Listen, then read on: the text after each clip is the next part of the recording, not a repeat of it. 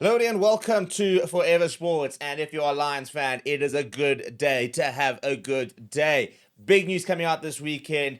Under 20 junior box star Bathobebele Hlekani has officially signed for the Johannesburg Union and will be joining the Lions ahead of the URC, or even earlier after the injury to Eisen Estes yesterday. Means that the Lions might speed up their call for Bathobebele Hlekani to potentially join their Currie Cup campaign. But in a year where the Lions have lost an Edel van der Merwe, for example, and continue to lose some of their best players, as they have in the last few years, they now officially have probably signed the most exciting under 20 junior block at the moment, and they've already got the other most exciting junior Springbok in Hashim Pete. So all things maybe not as doom and gloom for the Lions fans because finally got a signing that's worth being really excited about, and really cool to see that we continue to try that whole sign young and try and produce sort of players. Lions have been very unashamedly aggressive with their junior recruitment in the last few years, which is why, it's not a surprise they've produced Springboks, but things have taken a while to kind of do it because they've basically gone and signed,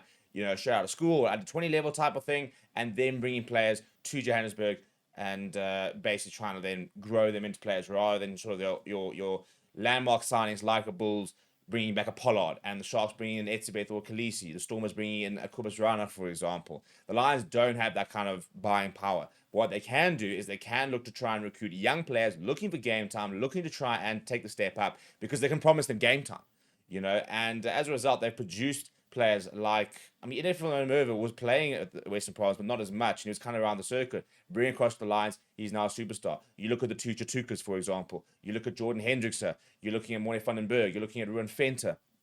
All these sort of players. Even Sinena Humber, who was just not really getting his chance at the Sharks. So the Lions' sort of recruitment strategy is to go and recruit young and to recruit players on the fringes. We can't go and bring in big name players, unless they could have come to the end of their career. So let's talk about the fact that they have brought in this man over here. What a signing this is.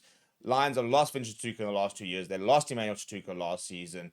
And they now get to bring in this man over here. And you now think of the loose trio stocks the Lions have. Franco Horn, Ruan Venter, JC Pretorius, Renzo Duplessis, and now adding about to be the Hlekani. You still got the likes of Asiba Balo, Olma, for example. So it's about adding that depth. Now Hlekani is not going to necessarily start week in, week out at the Lions. I think he'll also do a bit of a shifted lock as well, to be honest. I think that's a position that the Lions are sometimes a bit short on. And we might see, for example, him playing in lock or Ruan Venter playing at a lock to be able to accommodate, the loose trio stars. And because the Lions have got so much depth at loose trio, which is good to see because it's such an important aspect of the game, and especially the way the Lions play. So it's a huge signing, and I think it's a really intelligent move from him as well. If you look at the Sharks loose trio and the locks and the players he's got to try and come up against, he's not going to get the same opportunities he is at the Lions. He's been invited to a Springbok camp. In fact, today he's linking up with the Springboks. Now, whether he'll actually stay with Springboks the next 2 weeks, because the Lions apparently, I think, looking to basically say, listen, we all get that, with the Springboks, but we actually need you. It's quite cool because the Springboks are actually training in Joburg at the moment, which is quite convenient because they'll be able to have this conversation with him and potentially get him into a Lions, training session. Maybe he can basically train with the Springboks for a couple of days, then go to the Lions towards the end of the week and feature for the Lions, like something like this weekend or 2 weeks' time. But it's an intelligent move for him. Will he stay at the Lions for the next 10 years? No, we don't know this. We probably 2-3 seasons max. And I think as a Lions fan, you kind of come to accept it. But it does mean we get a really exciting young player who we can really... And you know what? Be aggressive about this. Get him to sign a long-term contract and just say to him, listen, we will sell you. We're happy to sell you. If the big boys come knocking, we will sell you for a transfer fee. But you got to try and sell a vision, which is probably what they've done. Basically saying, be part of that generation to get us to the next level. Come in and be part of the next great Lions team. We were so close to getting to the playoffs last season, even close to the season before. We are there and thereabouts as a squad. The problem is keeping the squad together. Edel van der Merwe now leaving after the season. We had to replace Jordan Hendrickse. We had to replace Sinena Humber this season. And we're continuing to do so. In fairness, this is what's always been quite impressive about the Lions, is that they continue to sort of produce players at the top level. Asnat and Klabakanya is in the squad, the Springbok squad right now. He's been retained. And, I think he'll go to the next World Cup at this rate. And he's a player who went to Saints, Lions to him outside of school, and they backed him nice and young. And they've backed him for a few years now. And he's really come through and really come good.